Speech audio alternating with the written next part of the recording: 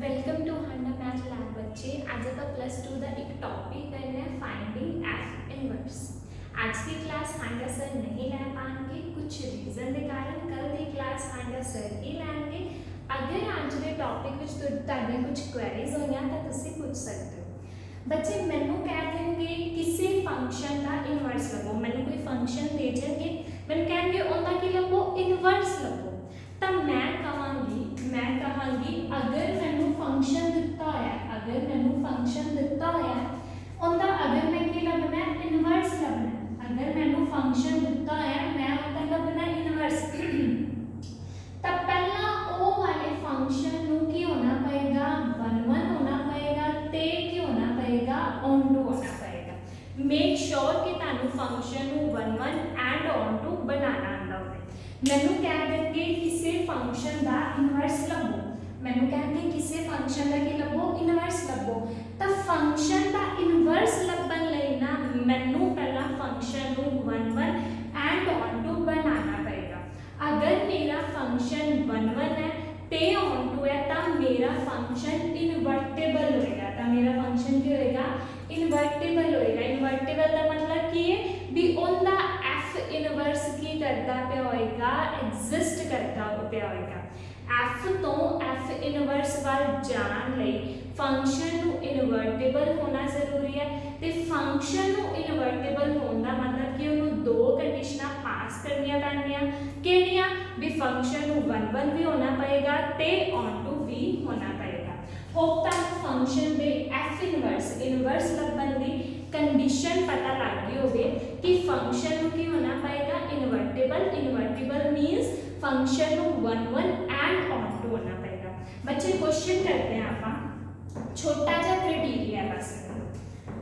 हाँ जी, मैनू कहंगे मेरा फंक्शन है जेड़ा r टू r चलिया, मतलब किसी रियल नंबर ते लग रहा है ते आंसर कितने च दे रहा है, रियल नंबर से दे रहा है।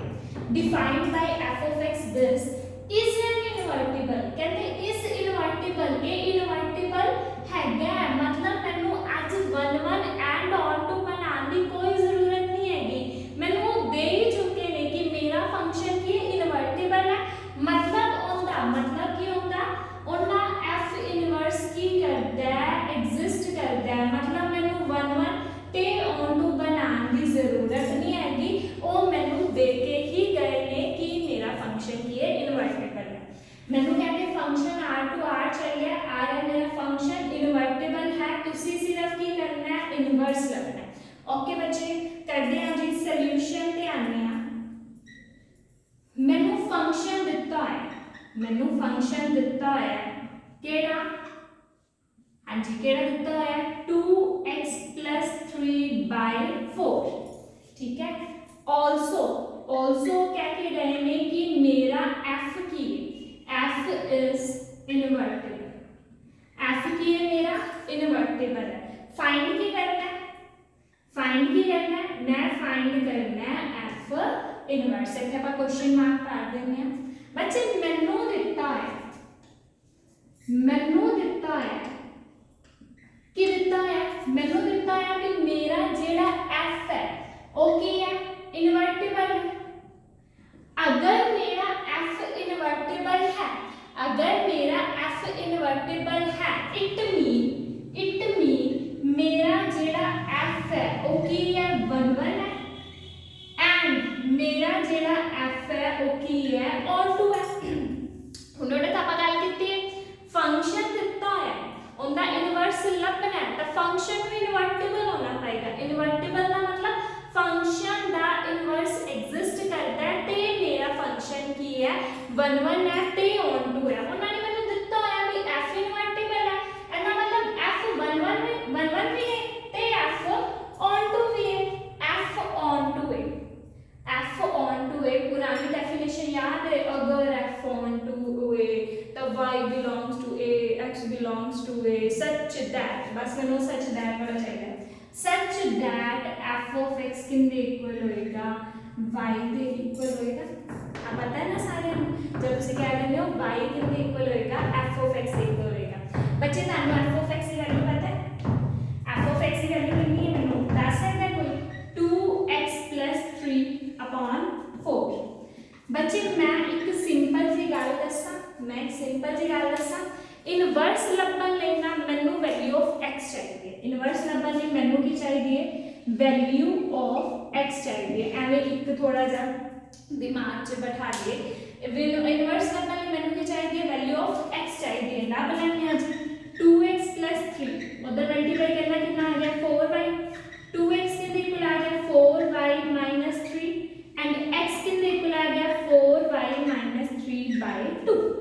ऑलराइट मैनू क्या इनवर्टिबल है मैं क्या ओके 1 1 भी होएगा ते ऑन टू भी होएगा ऑन टू दा मतलब f of x के इक्वल होएगा y ते f of x मैनू दे के ही गए सी आ मैं तानू दिमाग च एक गल बैठाती मैनू वैल्यू ऑफ x चाहिए तुसी क्या लाभ लेते हैं मेरे को x की वैल्यू आ गई ध्यान नाल देखना बच्चे मेरे को x की वैल्यू आ गई हुणे तुसी कह रहे हैं f इनवर्स भी आ गया मेरे को x की वैल्यू आ गई इधर देखना f of x y दे इक्वल है f of x किसके इक्वल है y दे इक्वल है।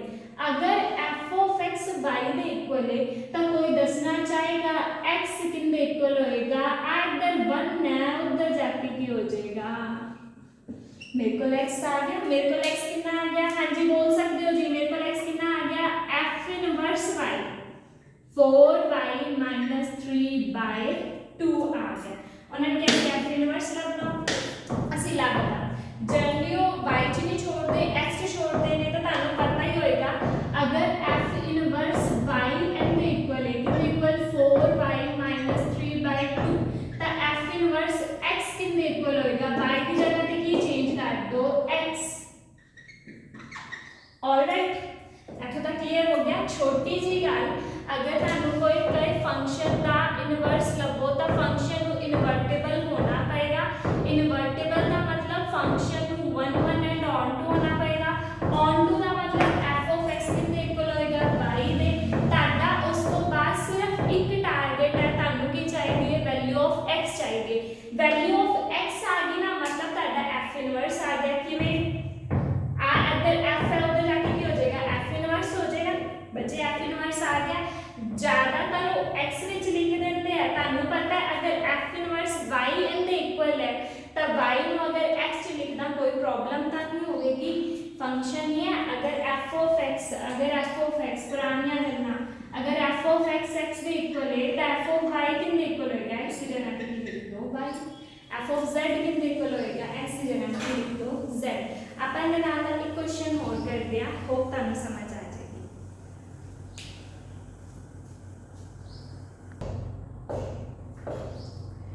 हाँ जी नेक्स्ट क्वेश्चन करते हैं क्योंकि if the function r to r चलिए अंदा मतलब क्या होता है रियल ते वैल्यू बनाने में या आंसर विच भी साडे कोल क्या आंदा है रियल ही आंदा है। डिफाइंड बाय दिस फंक्शन ए वाला मेरा फंक्शन है इज इनवर्टेबल मैंने फिर दिखता है कि मेरा फंक्शन की है इनवर्टेबल है। दोबारा फिर बोलो इनवर्टेबल का मतलब f इनवर्स एग्जिस्ट करता है ते मेरा फंक्शन की है 1 1 भी है ते ऑन टू भी है कहते फाइंड की करो f इनवर्स करो f इनवर्स लभो। हाँ जी सॉल्यूशन ते आने अपना स्टेटमेंट समझ लगी होगी मैनू मिल चुका है कि मेरा फंक्शन की है इनवर्टेबल है फंक्शन मेरा 1 1 भी है ते ऑन टू भी है। हाँ जी मेरा फंक्शन चल रहा है r to r दिखता की होया बच्चे f of x is equal to 3x minus 4। हाँ जी फाइंड की करना है f इनवर्स बच्चे मैनू हियर वी आर गिवन मैनू दिता होया है कि मेरा फंक्शन की है इनवर्टेबल मेरा फंक्शन इनवर्टेबल का मतलब मेरा f इनवर्स की करदा है और f इनवर्स की करता है एग्जिस्ट करता है आल्सो कि मेरा फंक्शन की है 1 1 भी है एंड मेरा फंक्शन की है ऑन टू भी है। आ तीन चार डायलॉग्स याद हो गए सानू केड़े फंक्शन इनवर्टेबल है ठीक है जी f इनवर्स की करता है एग्जिस्ट करता है ओके। अगर f इनवर्स एग्जिस्ट करता है एंड मतलब इनवर्टेबल है तो मतलब मेरा फंक्शन की है 1 1 भी है ते ऑन टू भी है।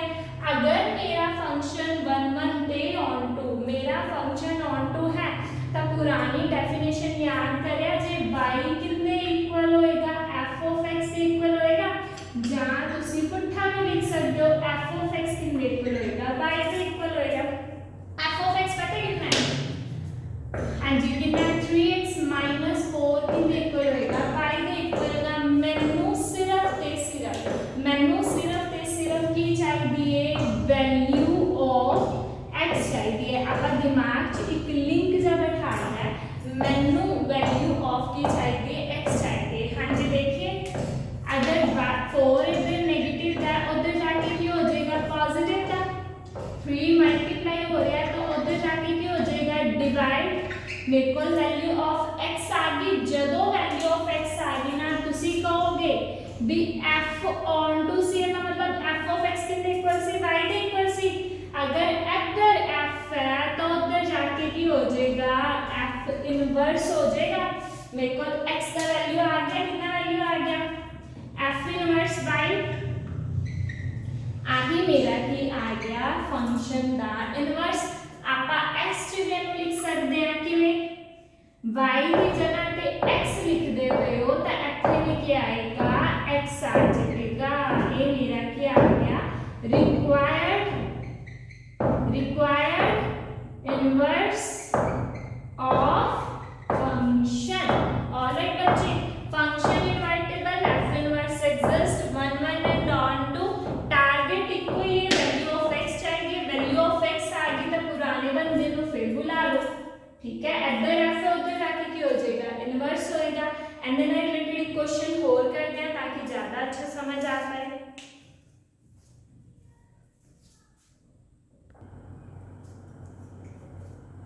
हाँ जी बच्चे मूविंग टू नेक्स्ट क्वेश्चन मैंने कहते मेरा फंक्शन r to r चलिए डिफाइंड बाय दिस a भी इन्वर्टिबल है लंबो की f inverse find f inverse हाँ जी मैं सॉल्यूशन पे आनी हां मैं चाहती हूं पहला वीडियो ਨੂੰ पॉज करो ਤੇ अपने आप क्वेश्चन करके देखो कि ਤੁਹਾਡੇ ਕੋਲ ਹੋ ਪਾ ਰਿਹਾ ਜਾਂ ਨਹੀਂ ਹੋ ਪਾ ਰਿਹਾ कुछ क्वेरीज ਹੋਈਆਂ ਤਾਂ ਤੁਸੀਂ क्वेश्चन ਦੇ सॉल्यूशन टाइम देख सकते हो हाँ जी बच्चे ਆਪਾਂ ਕਰਦੇ ਆ ਮੈਨੂੰ ਕਹਿੰਦੇ ਮੇਰਾ ਜਿਹੜਾ ਫੰਕਸ਼ਨ ਹੈ r to r ਚੱਲਿਆ ਇਟ ਮੀਨ ਰੀਅਲ ਨੰਬਰ ਤੇ ਅਪਲਾਈ ਹੋ ਕੇ ਵੈਲਿਊ ਕਿੰਨੇ ਚ ਦਿੰਦਾ ਪਿਆ ਰੀਅਲ ਨੰਬਰ ਤੇ ਦਿੰਦਾ ਪਿਆ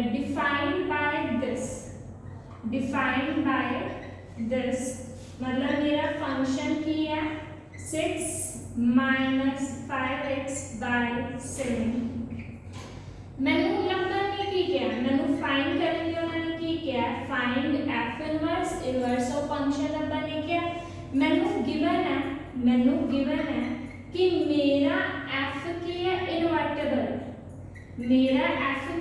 इनवर्टिबल है इट मीन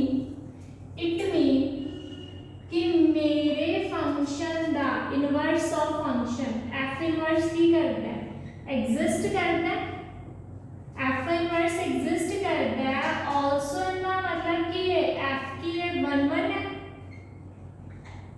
एंड f की है ऑन टू है अगर f 1 1 भी है ते ऑन टू भी है अगर f ऑन टू है it mean f of x कितने इक्वल होएगा y दे इक्वल होएगा f of x मैंने दिता ही होया कितना 6 minus 5x upon कितना 7 is equal to y मैनू वैल्यू ऑफ मैनू पता है तुसी सही बोल रहे होगे अपने मन में मैनू की चाहिए वैल्यू ऑफ x मैनू की चाहिए वैल्यू ऑफ x लाभ लेते हैं 7 इधर डिवाइड विच है तो उधर जाके की हो जाएगा मल्टीप्लाई विच हाँ जी बच्चे मैं एन इधर लेके चली हां ताकि हो जाएगा 6 7y प्लस 5x इधर आ गया 6 minus 7y is equal to 5x value of x कितनी आ गई 6 माइनस 7y बाय 5 मैनू चाहिए कि सी वैल्यू ऑफ x से चाहिए सी अगर ਤੁਹਾਡੇ ਕੋਲ वैल्यू ऑफ x आ गई ਤੁਹਾਨੂੰ पता है f of x कितने इक्वल होएगा y ਦੇ इक्वल होएगा तो x कितने इक्वल होएगा इधर ले जाओ जी f इनवर्स y दोनों को कंबाइन करना है x की वैल्यू लिख सकते हैं कि कितनी आ जाएगी मेरी x की value f inverse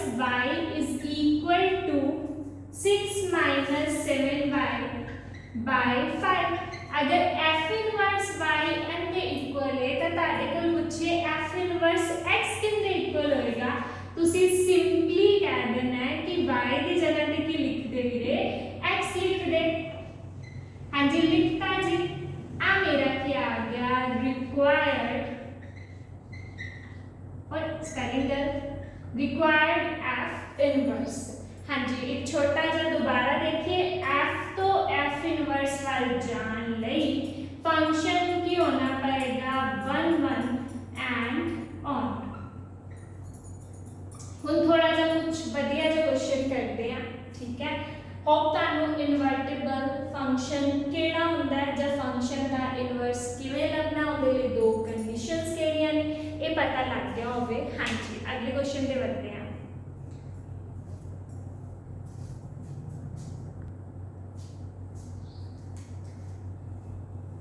question paper च इस तरह का आएगा वैसे। हाँ जी आप करते हैं इस क्वेश्चन को, कहते लेट जेड़ा मेरा फंक्शन है r टू r चले डिफाइंड बाय दिस, फाइंड करो f इनवर्स। हुण मैंने कुछ नहीं दिता होया कि मेरा फंक्शन इनवर्टिबल है या नहीं है, मतलब मेरा फंक्शन 1 1 है या नहीं है, 1 1 एंड ऑन टू है या नहीं है।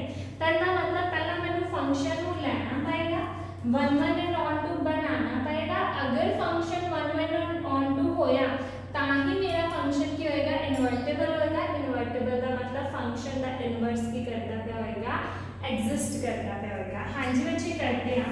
तब बिफोर वैल्यू ऑफ x आपका कैसे टारगेट f इनवर्स लभना, f इनवर्स लभन लई मैंने वैल्यू ऑफ x चाहिए है। बिफोर दैट सानू फंक्शन की बनाना आना चाहता होएगा 1 1 एंड ऑन। हाँ जी करते हैं जी, मैंने फंक्शन दिता होया कितना 10x plus 7, the function is 1। Function 1 1 होएगा, मैंने पता तुसी की कहने पे होगे कि तुसी दो एलिमेंट सेम ले लो, सेम एलिमेंट ले लो, ठीक है। एलिमेंट सेम ले लो, उन्हां दे फंक्शन लगन तो बाद सेम की कर दो, सेम फंक्शन प्रूफ कर दो, तो ਤੁਹਾਡੇ ਕੋਲ ਕੀ ਆ ਜਾਏਗਾ, फंक्शन 1 1 आ जाएगा। एलिमेंट सेम ने, एलिमेंट सेम ने, फंक्शन लगन तो बाद भी अगर वैल्यू सेम है तो ਅਸੀਂ फंक्शन ਨੂੰ ਕੀ ਕਹਿ ਦਿੰਦੇ ਆ, 1 1 ਕਹਿ ਦਿੰਦੇ ਆ। मैं एलिमेंट सेम ले लिया, फंक्शन तो बाद ਉਹਨਾਂ ਦੀ वैल्यू सेम आनी चाहिए ना, मैं चेक करदी हां कि सेम आएगी। अगर मेरा f of x m ਦੇ ਇਕੁਅਲ है 10x plus 7 तो f of m कितने इक्वल होएगा, f of m कितने इक्वल होएगा, x की जगह पे की पुट कर दो m। अगर मेरा f of x m ਦੇ इक्वल है तो f of n कितने इक्वल होएगा, x की जगह पे की पुट कर दो n। ऑलराइट मैं सेम एलिमेंट लेके चलनी आ, मैं फंक्शंस की वैल्यू सेम बनाना चाहनी आ, उनके लिए मैं चेक कर रही हां, उनके लिए मैं की कर रही हां, चेक कर रही हां कि मेरे फंक्शन की वैल्यू सेम है। f of m का मतलब x की जगह पे m पुट कर दो, f of n का मतलब x की जगह पे की पुट कर दो m। 7 और 7 को मन गए तो 10 m कितने इक्वल आ गया, 10 m, 10 और 10 कैंसिल आउट, m कितने इक्वल आ गया m। एता मैनू गिवन दिसी, एता चीज की है, ट्रू है। इट मीन मेरा f of m कितने इक्वल है, f of n के इक्वल है। इट मीन मेरा फंक्शन की है 1 1 है। फंक्शन 1 1 कदों होंदा है, जदों एलिमेंट्स नु सेम लो ते फंक्शन लगन तो बाद भी उन्हां दी वैल्यू सेम आ जाए। मैं एलिमेंट सेम लए, फंक्शन लगन तो बाद उन्हां दी ओ वैल्यू आ रही सी जेडी ऑलरेडी मैं मान के चली सी। एंदा मतलब मेरे फंक्शन भी की ने सेम ने, f1 1 आ गया। दूसरा काम की कर देंगे सी, हाँ जी ਇੱਥੇ लिख दिए। दूसरा काम की कर देंगे सी, f ਨੂੰ ਕੀ प्रूव करना है, ऑन टू। तो f ਨੂੰ ऑन टू प्रूव करने की डेफिनेशन की सी याद है, आ मेरी की ਹੁੰਦੀ है, आ मेरी की ਹੁੰਦੀ है कोडोमेन, आ मेरी की ਹੁੰਦੀ है डोमेन। ਤਾਂ ਤੁਸੀਂ ਕੀ ਕਹਿੰਦੇ ਹੁੰਦੇ ਸੀ, बोलो जी if, हाँ जी बन पता है, if y belongs to codomain, ठीक है। अगर y कोडोमेन ਨੂੰ बिलोंग करता है ਤਾਂ ਉਹਦੇ ਕੋਰਸਪੋਂਡਿੰਗ ਇੱਕ x then ਸੋਨਾ ਕਰਕੇ ਲਿਖਦੇ ਹਾਂ ਬਈ then there exist element x belongs to domain such that ਜਦੋਂ ਉਹਦੇ ਤੇ ਲਗਾਇਆ ਫੰਕਸ਼ਨ ਦਾ ਵੈਲਿਊ ਕੀ ਆਇਆ y ਆਇਆ। ਦੁਬਾਰਾ ਸੋਨੇ ਤਰੀਕੇ ਨਾਲ ਪੜ੍ਹਦੇ ਆ। ਮੈਂ ਕੀ ਕਹਿੰਦੇ ਹੁੰਦੇ ਸੀ, ਅਸੀਂ ਕੀ ਕਹਿੰਦੇ ਹੁੰਦੇ ਸੀ, ਅਗਰ y ਬਿਲੋਂਗ ਕਰਦਾ ਹੈ ਕੋਡੋਮੇਨ, y ਕਿਹਨੂੰ ਬਿਲੋਂਗ ਕਰਦਾ ਹੈ ਕੋਡੋਮੇਨ ਨੂੰ, ਤਾਂ ਇੱਧਰ ਇੱਕ ਐਲੀਮੈਂਟ ਹੋਏਗਾ ਕਿਹਦੇ ਵਿੱਚ ਡੋਮੇਨ ਵਿੱਚ such that ਜਦੋਂ ਮੈਂ ਉਹ ਐਲੀਮੈਂਟ ਤੇ ਲਾਵਾਂਗੀ ਫੰਕਸ਼ਨ ਤਾਂ ਮੇਰੀ ਵੈਲਿਊ ਕੀ ਆਏਗੀ y ਆਏਗੀ। ਆਹੀ ਕਹਿੰਦੇ ਹੁੰਦੇ ਹੋ ਨਾ ਤੁਸੀਂ। ਹਾਂਜੀ ਬੱਚੇ, मतलब ਤੁਸੀਂ f of x ਨੂੰ ਕੀ ਬਣਾਉਣਾ है y ਬਣਾਉਣਾ है। f of x ਨੂੰ ਕੀ ਬਣਾਉਣਾ है y ਬਣਾਉਣਾ है।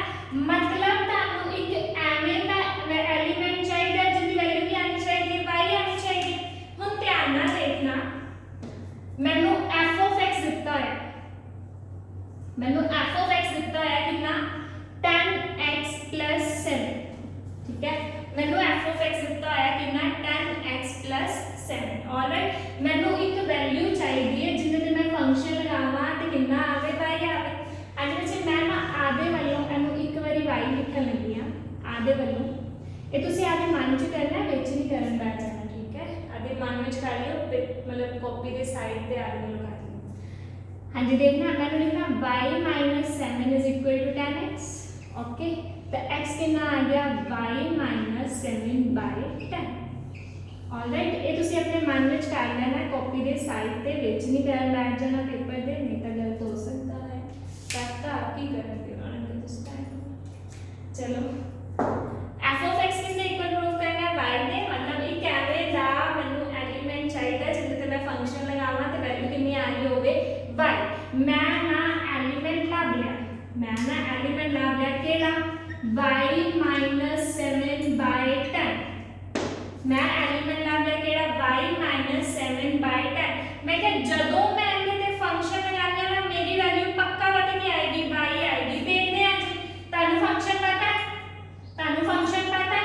हुन इनके ते अगर f of x इनके इक्वल है तो f of n कितने इक्वल होएगा x की जगह पे की पुट कर दो, n पुट कर दो जी।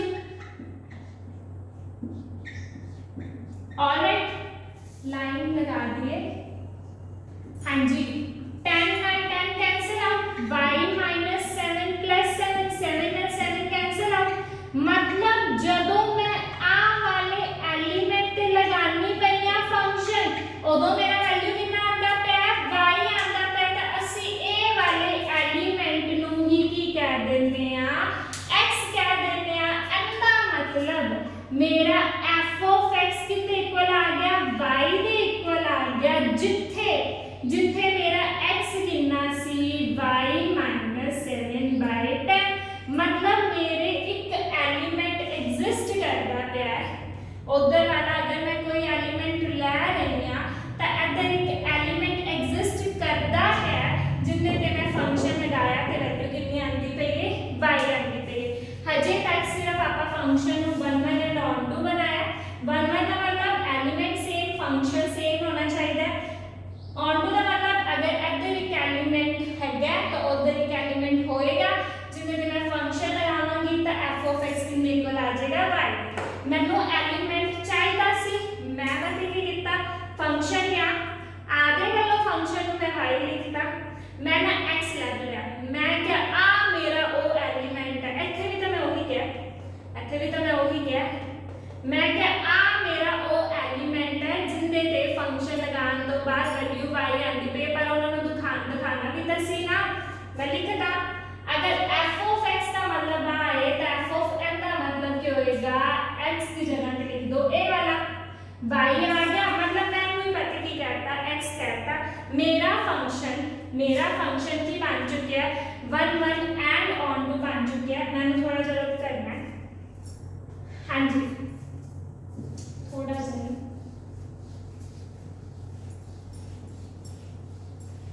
मेरा फंक्शन 1 1 एंड मैं फंक्शन वेट करूँ।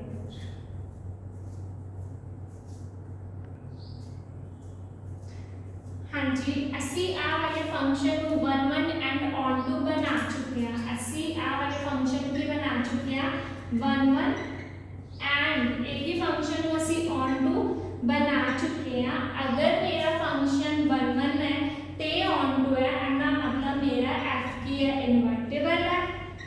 इनवर्टेबल का मतलब मेरे फंक्शन का इनवर्स की करता है एग्जिस्ट करता है। हुण फंक्शन दे इनवर्स एग्जिस्ट करना मतलब की हुंदा है, तानू पता है तुसी की करोगे f of x = y लोगे, आधा पूरा वो फंडा लगा के की लाभ लोगे x लाभ लोगे। सही है जी, मैनू पता सी f की है ऑन टू, हुणे उन्हें बनाया सी f ऑन टू है मतलब f of x किंदे इक्वल है y दे इक्वल है। f of x की मैनू वैल्यू पता है कितनी 10x + 7 = y। मेरा इक्को ही टारगेट है, मेरा इक्को ही टारगेट है कि मैनू वैल्यू ऑफ की चाहिए x चाहिए। लग लो जी 10x कितने इक्वल आ जाएगा 7 अंदर पॉजिटिव था तो उधर जाके कितना हो जाएगा नेगेटिव का हो जाएगा। वैल्यू ऑफ x क्या आ जाएगा y - 7/10। हाँ जी, पुरानी गाल पे कहते f of x y के इक्वल है। मैं क्या अच्छा अगर f of x y के इक्वल है तो x कितने इक्वल होएगा f इनवर्स y के। लिख दो जी, लिखना f इनवर्स y कितने इक्वल आ गया y - 7/10। पावे अनु y च लिखो पावे अनु x च लिखो कोई प्रॉब्लम नहीं। तो f इनवर्स x कितने इक्वल आ जाएगा x - 7/10। दैट इज रिक्वायर्ड की आ गया f इनवर्स। होप तानू टॉपिक समझ लग गया होवे। कोई क्वेरीज हो तो तुसी पूछ सकते हो। f इनवर्स लब्बन दा सिर्फ इको ही फंडा है कि फंक्शन की होना पड़ेगा 1 1 and on to. Make sure कि तुसी फंक्शन को 1 1 एंड ऑन टू बनाना पहला सीख लिया होवे तो टॉपिक अच्छा समझ आ गया होगा। अगर तानू वो आंदा होगा, कोई क्वेरीज हो तो पूछ सकते हो। थैंक यू बच्चे।